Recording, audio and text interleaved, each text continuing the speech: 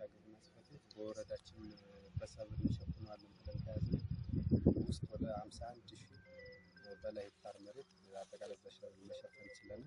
እነዚህንም ሰብል ስንሸፍን በክላስተር ደረጃ የተሸፈነ ነው። በዚህም መሰረት አሁን ላይ ያለንበት የደረሱ ሰብሎችን የመሰብሰብ ስራ እየሰራን ያለው። በዚህም አጠቃላይ በቆሎ፣ ጤፍ እነዚህ በክላስተር የዘራናቸው ስንዴ በተመሳሳይ ሌሎችም ሰብሎችንም በመሰብሰብ ላይ ነው። አሁን ባለንበት ደረጃ ላይ ወደ 28,000 በላይ የሚሆን ከዚህ ከተመረጡት ወደ 28,889 ሄክታር በላይ የሚሆን ሰብስበናል።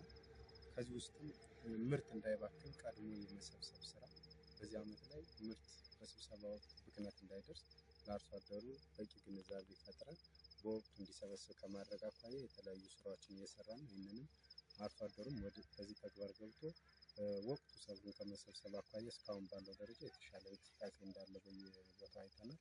ይህኛው የተሻለ እንቅስቃሴ ነው ብለን ወስደናል።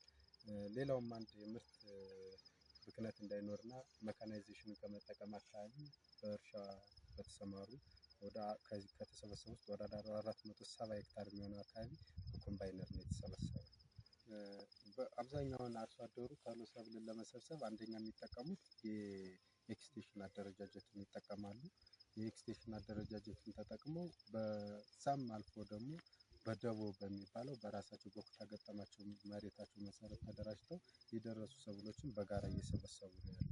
በቆሎ በጋራ ነው እየተሰበሰበ ያለ፣ ጤፍ በጋራ ነው እየተሰበሰበ ያለ፣ ስንዴ በጋራ ነው እየተሰበሰበ ያለ። እነዚህ አርሶ አደሩ በጋራ ተደራጅቶ ስራዎችን በጋራ ለመስራት ጥረት እያደረገ ነው። አሁንም እየተሰበሰበ ያለ በዚህ መንገድ ነው። ስፔሻሊ እነዚህ የኤክስቴንሽን አደረጃጀት የሚባለው እየተጠቀሙበት ነው። አጠቃላይ በወረዳችን ላይ በኮምባይነር ደረጃ ወደ 5 አካባቢ ኮምባይነሮች አሉ።